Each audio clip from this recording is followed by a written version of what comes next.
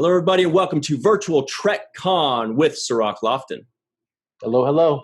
We are joined today by an extremely special guest. To know him is to love him, Mr. Adam Malin. How are you, sir? Doing great. Hey, everybody. Yes.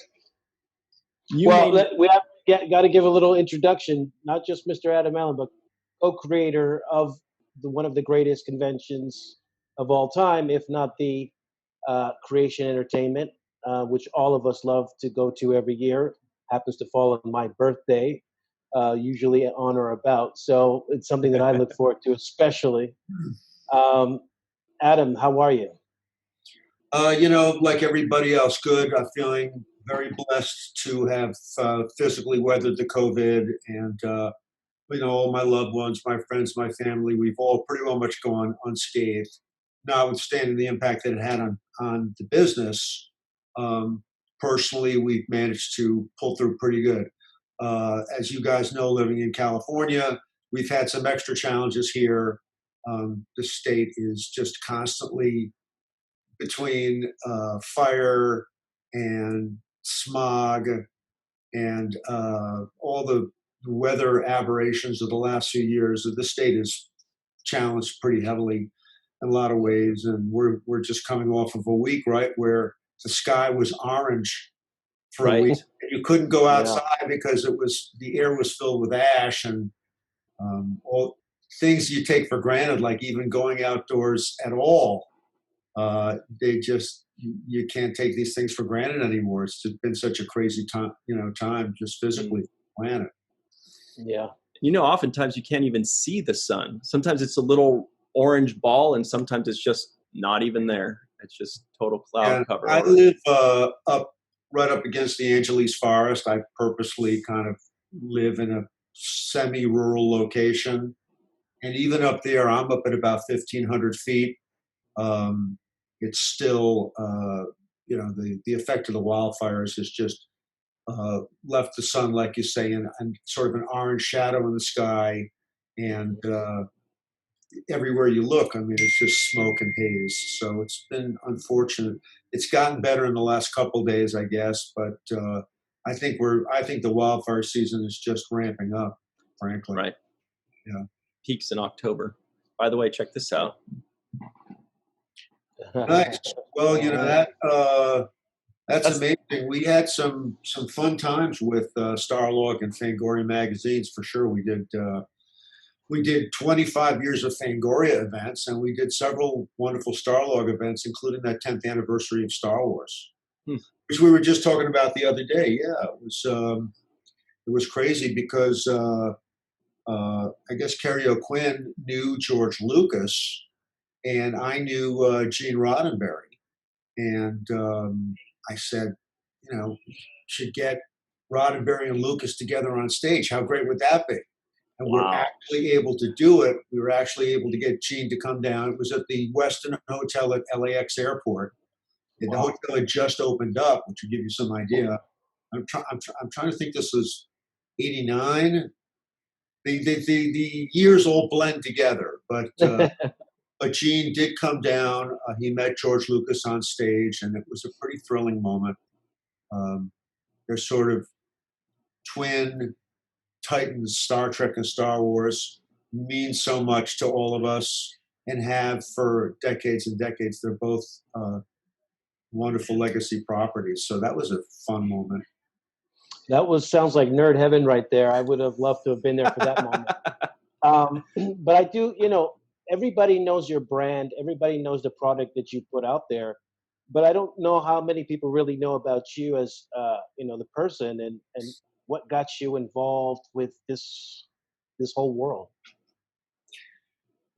Well, I think you can chalk it up to a few things. First of all, you can chalk it up to amazing parents that were into the arts. My mom was a remarkable woman. She was a radio journalist in the 40s. She was a Madison Avenue advertising copywriter in the 50s, in an era where women were not allowed to be in that business. And then she went on to be an educator in the New York public school system for 26 years. And I was, as a young man, obsessed with sci-fi and comic books, Famous Monsters of Filmland, and Marvel Comics, Fantastic Four. And I consumed comic books voraciously. And my mom, contrary to virtually all the other parents in the neighborhood, encouraged me to read them.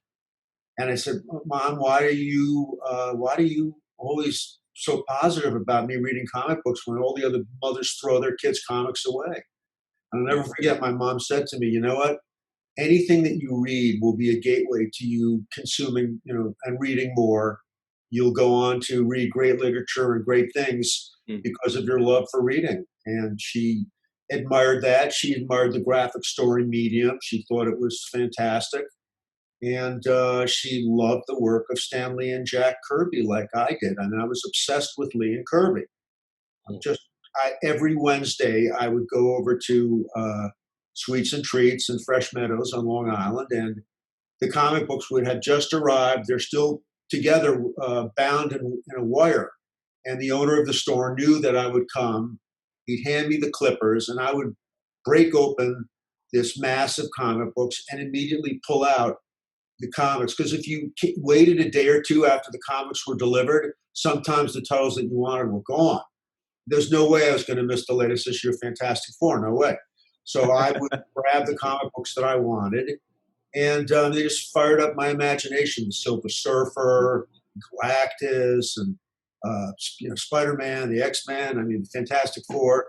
So great. And I saw an ad in a Marvel comic book for something called the Rocket Blast Comic Collector. It was a fan magazine. It was sort of like a marketplace. And I ordered it. I got it. It was a fanzine. It's called a fanzine. And in it, I saw an ad for, lo and behold, a comic book convention in New York City, Phil Souling's comic book convention. And I asked my parents, and it was another era. They would let me take the train into New York City myself from Long Island at the age of 8. I know that seems completely alien and it might seem irresponsible now, but different time. 55 years ago, it was cool to do it. And they empowered me in that way. And I went to that convention in 1969, and I was finally exposed to fandom. And what it is to be a fan is to be a part of a community. And the thing about Star Trek that I'm going to get to is I've always thought it as the most inclusive community. And there's a lot of things in this world that are not inclusive. And we're going to talk a little bit about that, Sirach, because, as a Black brother, you have gone through a lot as a Black man. And it's been a lot of shameful stuff in this country and around the world. And one of the things about Star Trek that inspires me is that Gene's vision of infinite diversity and infinite combinations meant everybody was included.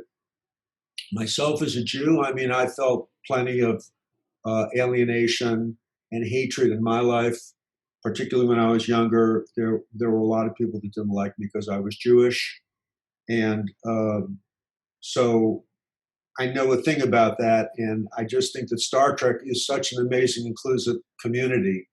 The way it embraced the LGBTQ groups before practically anybody was accepting them is typical of how inclusive a community it is.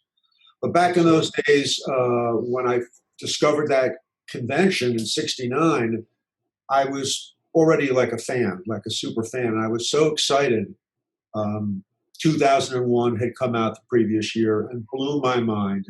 That was a vision of what filmed science fiction could be. I loved Star Trek. That was on in '66. I loved the original Outer Limits, Forbidden Planet from the '50s. So I was already a sci-fi and comic book fan. But I think 2001 really changed my life. It was such an amazing cinematic vision of film sci-fi. Kubrick was such a genius. And then after that convention in '69, I went to my parents and I said, "This is amazing. I want to like be a part of it." And they said, "Well, what do you want to do?" And I said, "I want to run my own comic book and sci-fi convention." Wow. So you knew from way back then. So I guess I was 13. I'm born in 56. I'm 64 now. So we ruminated, my parents and I ruminated about it for a year or so. There was another show in 1970 that Phil did that I went to. And right around that time, my dad, who worked in Manhattan on 34th Street, said, "Well, you know, son, down the block from me is a hotel called the New Yorker Hotel. And they've got meeting space, and you know, we can go to that hotel and maybe you can talk to them about running running your show there." Wow. So my dad and I went to the New Yorker Hotel, and I was, 12 or 13, and walked in there, and the sales executive there for their meeting space, I still remember him, Ralph Burkowski. He's a very nice gentleman, and he took me seriously. He said, "As long as your dad is willing to co-sign the contract for the show, you can run a comic book convention at our hotel." And it was amazing. And the meeting space was $1,000 for the weekend. And I had the money from a paper route that I had been doing for 3 years. I delivered newspapers on Long Island. I had the money, paid it up front, and my buddy Gary Berman, who lived 4 doors down from me in a duplex of connected homes in Flushing, in New York, in Fresh Meadows. He and I had been talking about it, and so my dad and I signed the contract. Said, "We're doing it." So Gary's like, "Okay."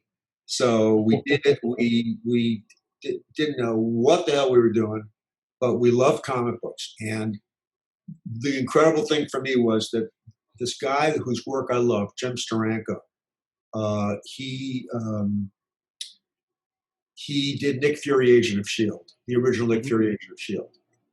And he agreed to come to the show as our special guest. And having this guy come to my show was so thrilling. I got to meet him, and I've been just like idolized this guy. And so that was it. The event was a success. And then Gary and I decided, all right, you know what? Every Thanksgiving weekend, we're going to run a show in Manhattan. So we started doing that. Meanwhile, we were going to school. He went off to college, and then a year after him, I went off to college. I was in college from 74 to 78. I was pre-med and completely crashed and burned at that. But my minor, which ended up being my major, was music, and I ended up getting a fine arts degree in orchestral arrangement and piano composition. So I'll never regret that, because music has been one of the greatest passions of my life and has informed everything that I've done, over throughout my entire lifetime. And you've sat in with the bands a couple times. You'd be surprised all the music that I've done that the fans don't know anything about. But yeah, I've had multiple bands. I've written musicals.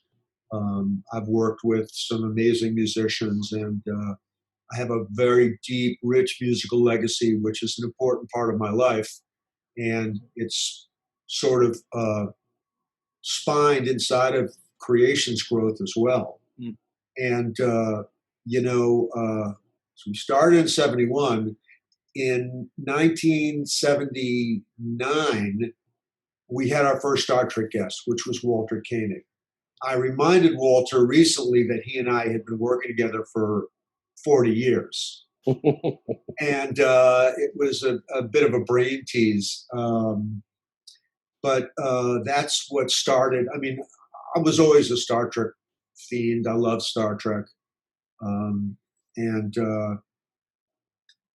after we had Walter as a guest, we decided, let's start to have the Star Trek people come to our shows. And we did. We started to have Star Trek people attend. There was Walter, then there was George, and then Nichelle.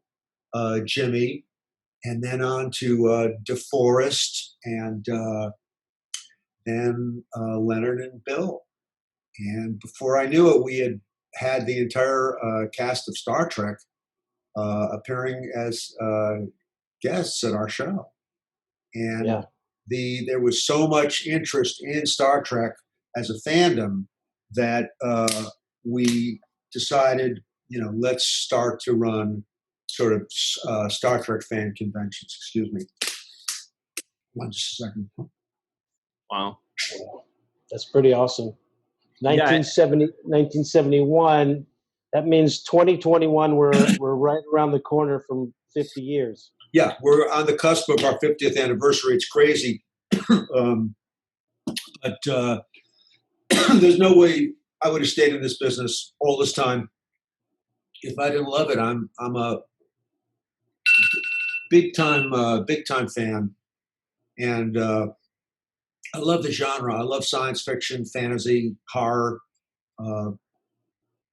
graphic story, and Star Trek is out front.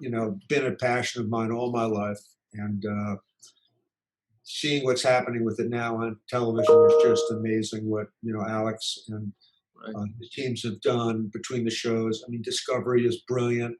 Picard is brilliant. I'm so excited about the new shows. Lower Decks has just started. That's really great.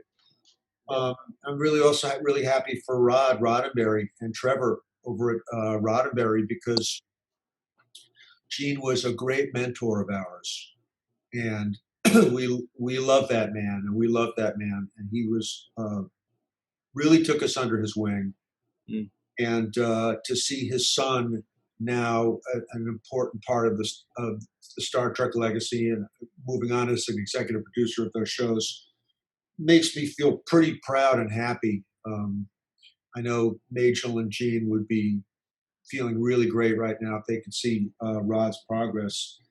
But I think one of the things that cemented our relationship with Star Trek was that Majel and Gene, particularly Gene, were so supportive of us. They knew that we loved Star Trek. They knew that we were competent at executing events. We were competent event planners, and he knew that Star Trek needed a place, a community location where the fans could all get together. I mean, Star Trek is all about community and inclusiveness.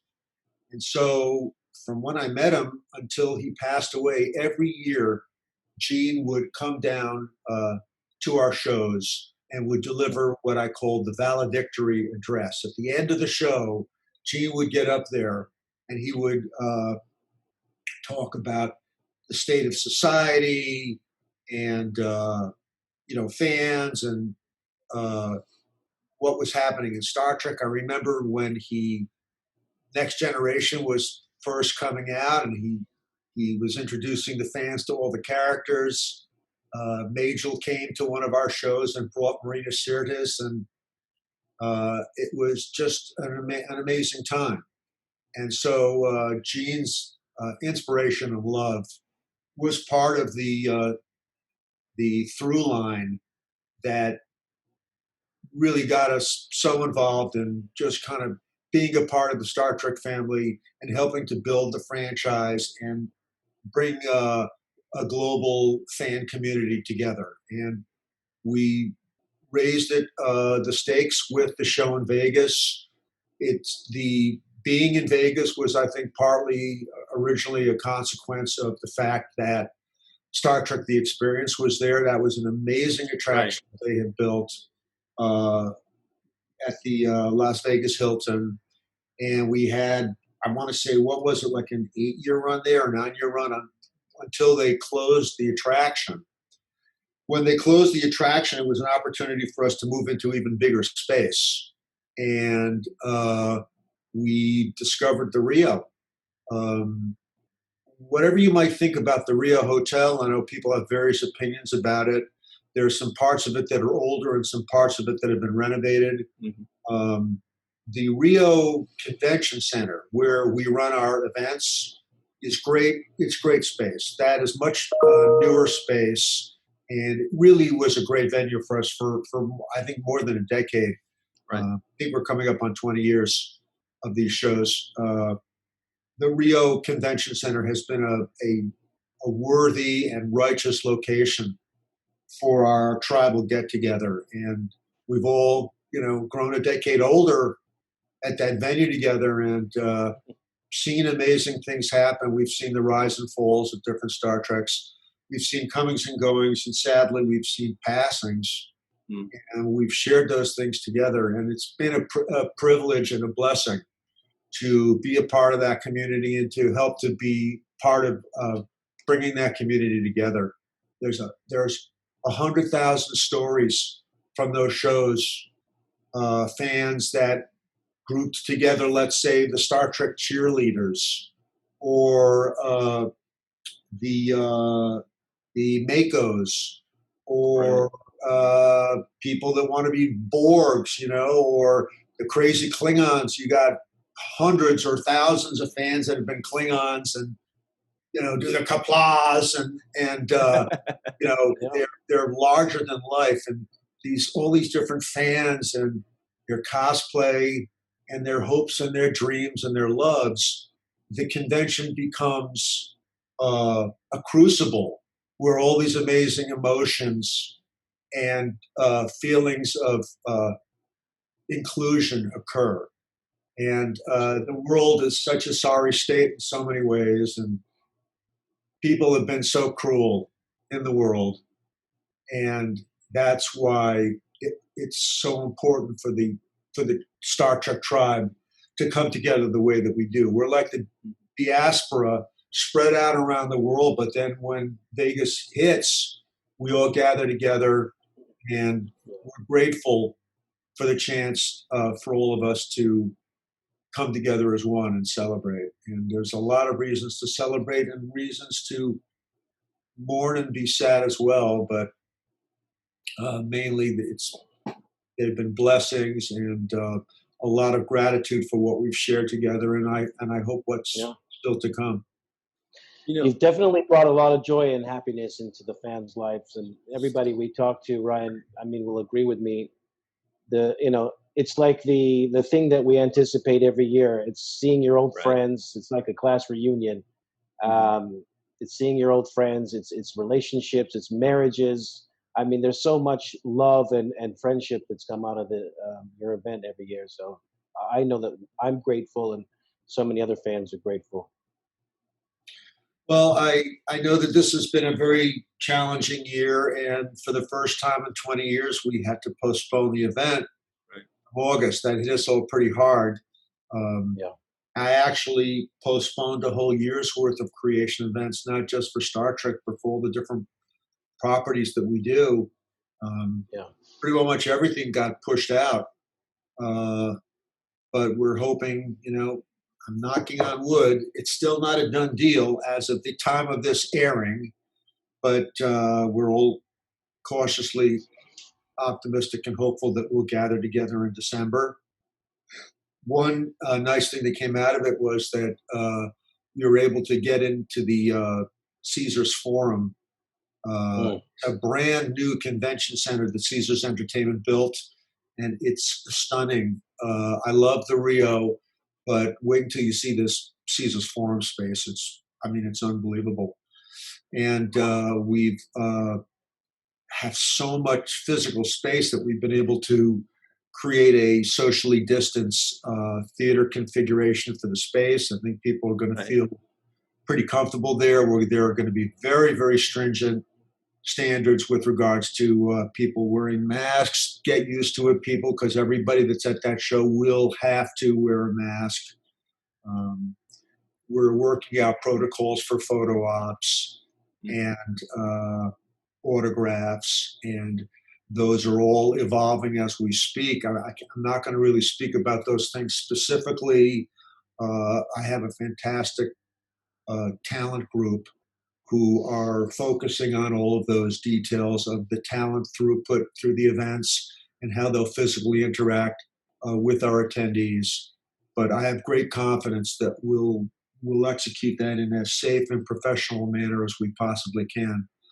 that is hoping that everything allows us to do so at that time.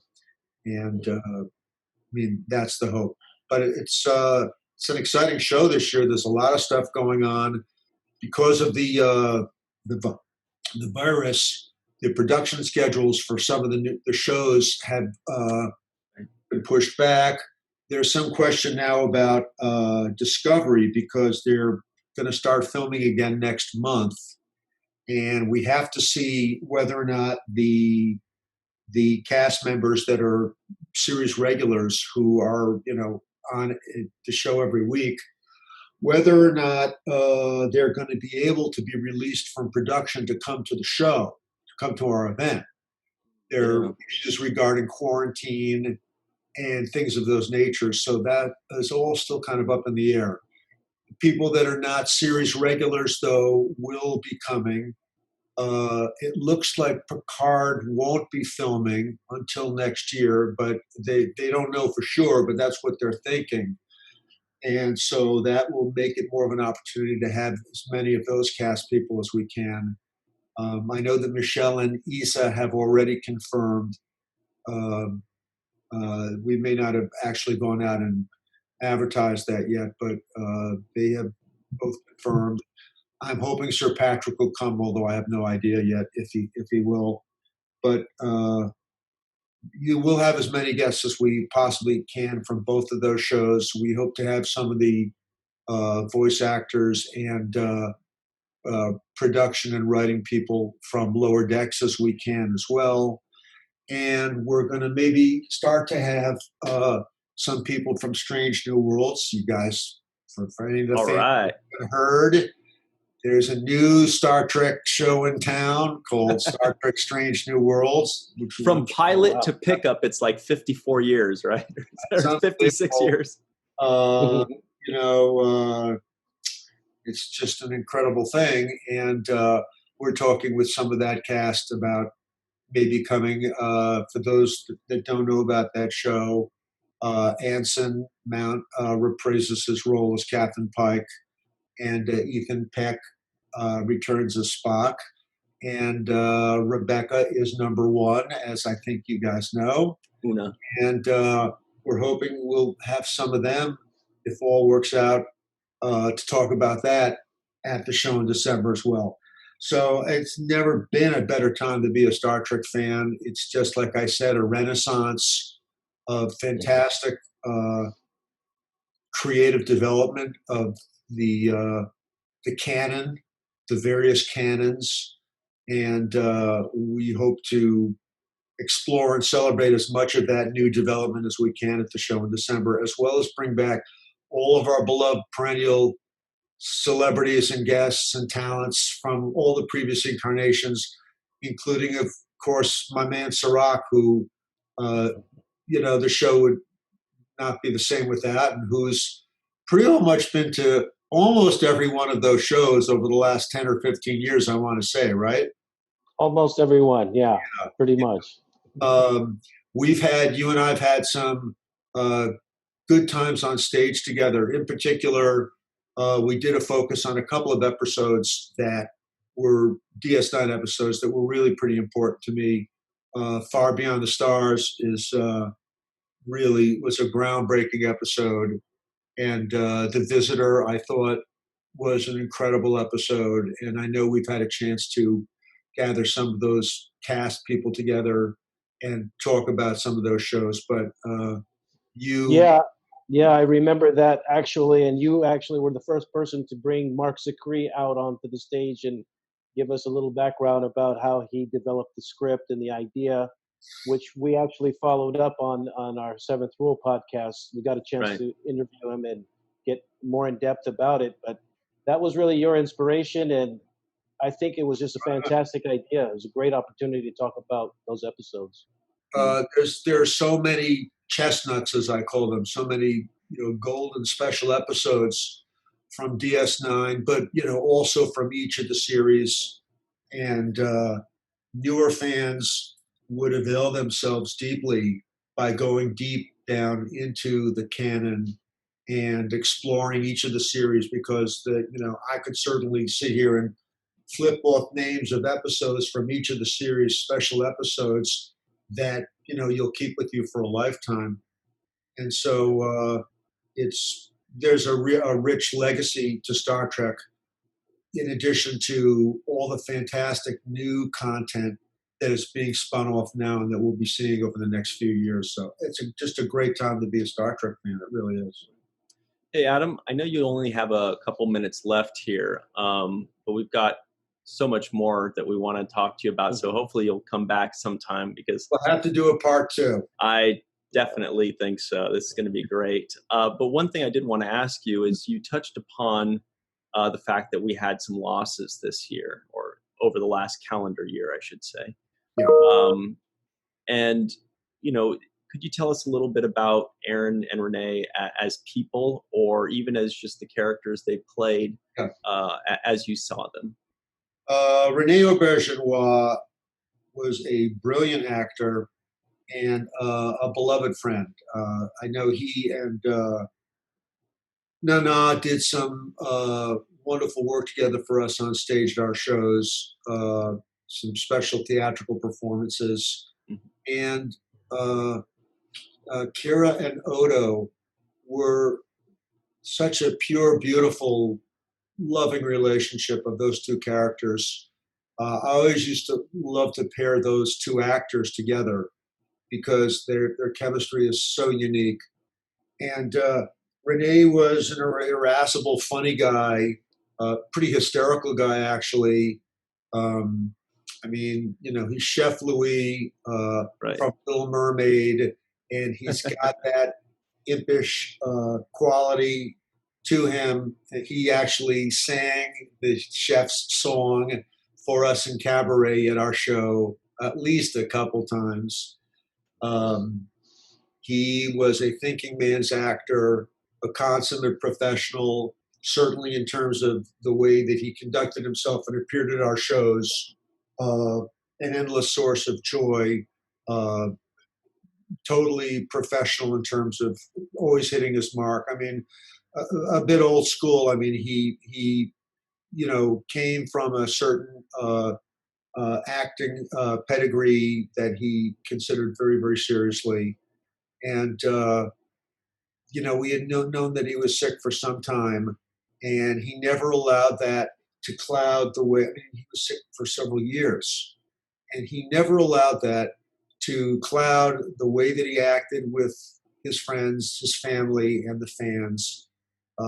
He's just a pure joy, and we miss him desperately. It's God's will, but it was an honor and a privilege to have Renee with us for all the years that he did, and you're never going to replace Constable Odo. As for our beloved Aaron, a guy who had such a deep heart and warmth. Sirach can tell you that it's just Nog and Jake, or Ram and Nog. I mean, mm-hmm. he had, or Nog and Cisco. He had an ability to pair off with other actors and give compelling relationships with those characters in such a way that was so believable that you knew that he, as an actor, had connected viscerally with the actor that he was playing off of in such a great way. Aaron was such a talented guy, and such a sweet man at the conventions, always giving so much of himself to the fans, and tirelessly, just so much fun. Certainly when we had him and Max getting into makeup and costume, doing Ram Nog on stage was a lot of fun. I'm going to miss that desperately. And just another one of those sad passages that we can't do anything about. But we can honor his memory and be grateful for the time that we had with Aaron, and we are grateful for that very much. Absolutely. Yeah, one of my last memories of him is backstage behind the scene at your creation convention, and he was in his full outfit, and he had the makeup on, and he had the whole thing, and it was the first time I'd seen him in a long time like that, and he looked over at me and he said, "I'm getting too fat. I can barely zip this thing up in the back." He's like, "I got to cut back on the Starbucks," and it was such a classical moment. Sirach, Sirach, give us one anecdote from the set of DS9, you and Aaron together. Just think of a golden moment that the two of you guys shared. It didn't have to be an acting moment; it could be a personal moment. Adam's back at work all of a sudden. Oh yeah, yeah, moderate. It's not work. Trust me, it's purely for my own edification. Thinking about those two, how much I enjoyed their characters on the show, and what a deep empathy that the two characters had for one another. Being, back on the set, the two of you guys together.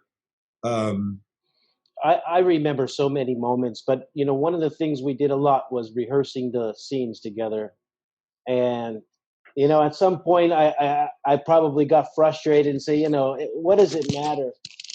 And I remember Aaron's, explaining why it mattered to him to get it right and to portray this.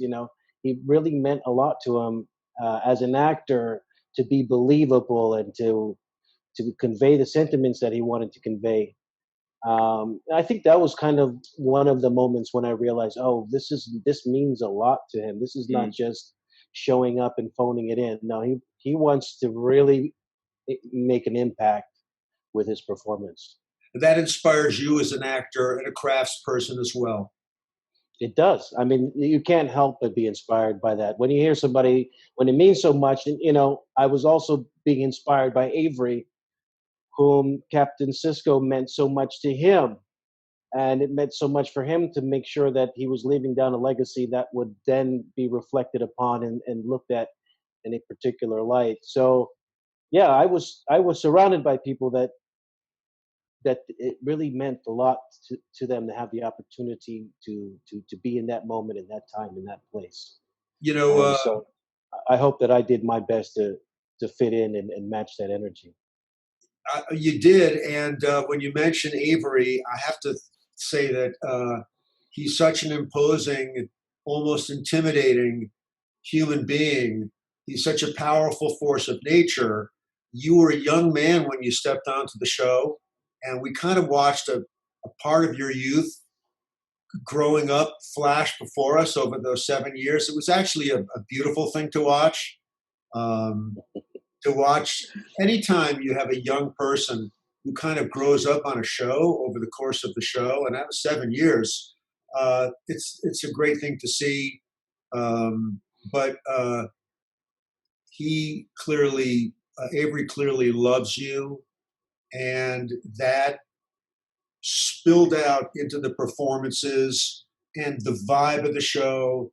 That familial energy of the father and the son is part of what informs Deep Space Nine and makes it the family drama that it is. Absolutely. I mean, I couldn't agree more. I'm just grateful that Avery was aware of all of these things and the meaning and impact of what it could mean going forward. I was a lot more naive and kind of wide-eyed walking into this very adult situation, but thankfully I was informed by people like Avery, people like Aaron Eisenberg, people like Armin Shimmerman, who understood the value of what we were doing and how it would translate way after we were done doing the work. So I'm grateful to have been surrounded by those people, grateful for the knowledge and the life lessons that Avery extended beyond the show, outside of the script, and just our own personal relationship. But and you've been such a part of it because it's not just about what we do on the sound stages. It's also about how it resonates with the fans, and then again how we can meet back up with the fans and have this community, as you described, this familial place where people are accepted and included. And that's one thing that comes up a lot in our conversations, is how so many people across the spectrum feel included. And that's one thing Star Trek does well, as good as anyone else. It embraces differences. It accepts outsiders. It doesn't have a fringe, and there's no judgment involved. Be free, be yourself, dress up if you want to dress up. And just really come here and be friendly with each other. And I think that's what one of the great magical things that Star Trek has been able to do, and that you've been a big contributor of all these years. Thank you. It's really embedded in Star Trek's DNA, right down from Gene Roddenberry's prime principle of the show, IDIC, infinite diversity, infinite combinations. It's at the bedrock of Star Trek.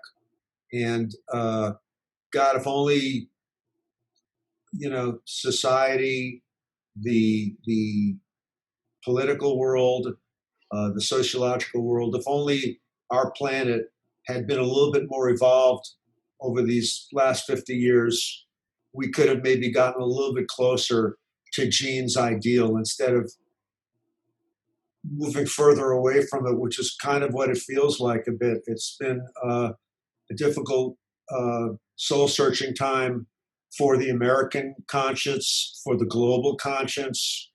And so all the more reason why, yes, we have a lot of gratitude that inside of our Star Trek community, we all feel as welcome as we do. Hey, so Adam, I know we're just about out of time here, but what's great about this for me is that one of my biggest questions that I had that I wanted to ask you for years, you've basically answered. And it's when I was going to these conventions and I'm watching you on stage and I'm thinking, does this guy know everything about everything about everything? And I'm thinking, does he just prep ahead of time? Does he have people?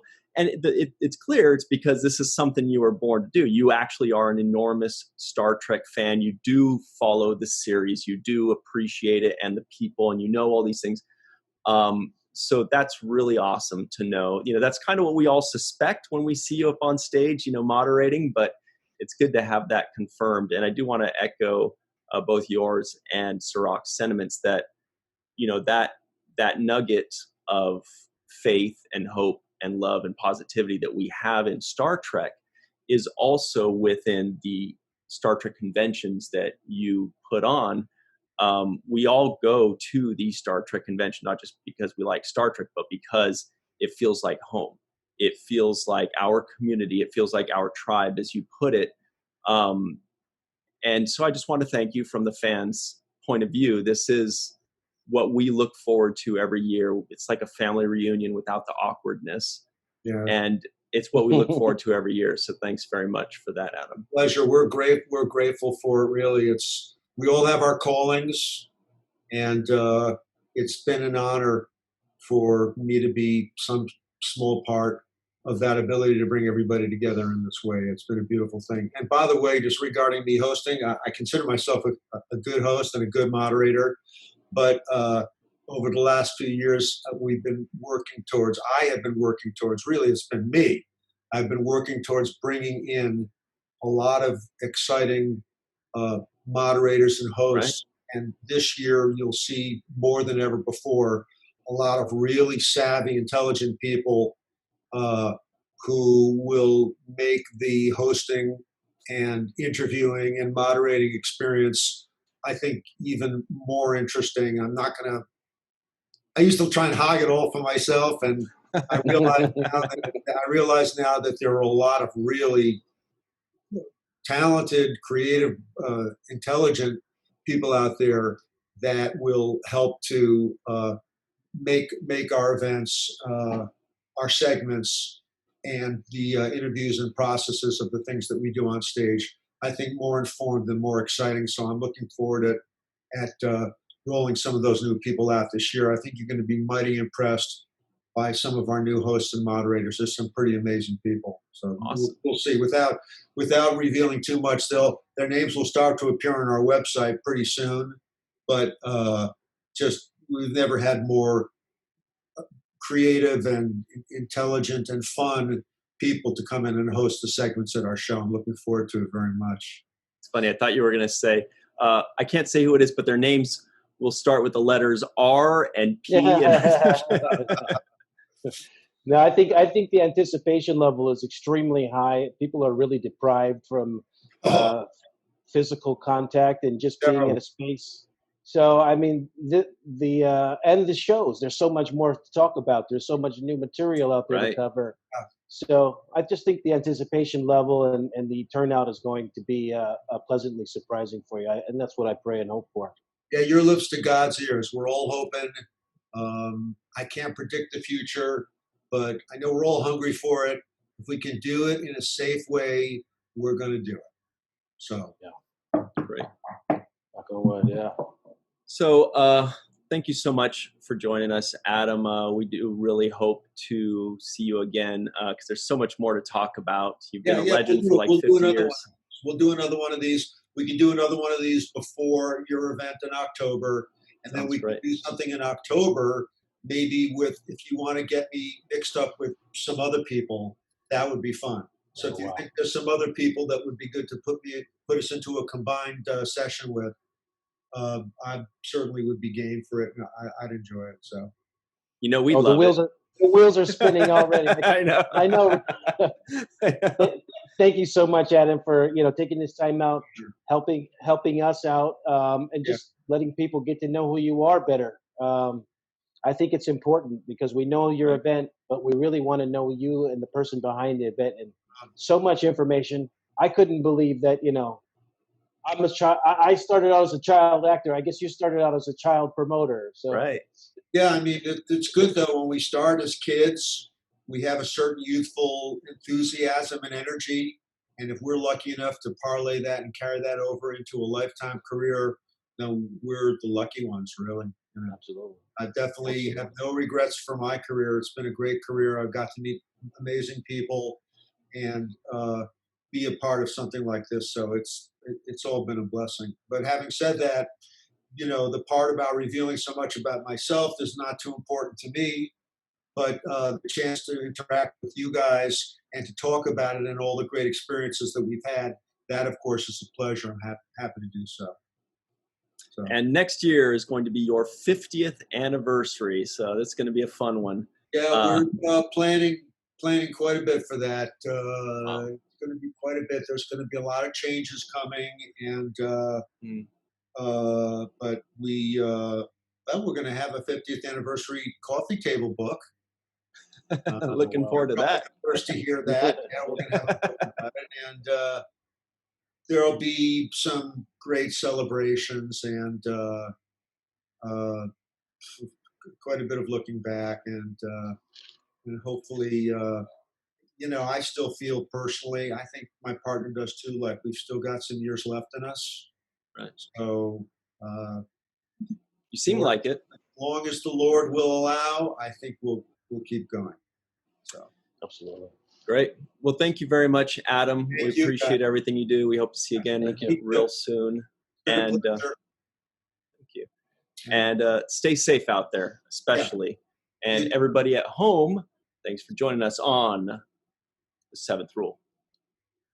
Always keep your ears open, right? So I almost forgot what I was going to say at the end there.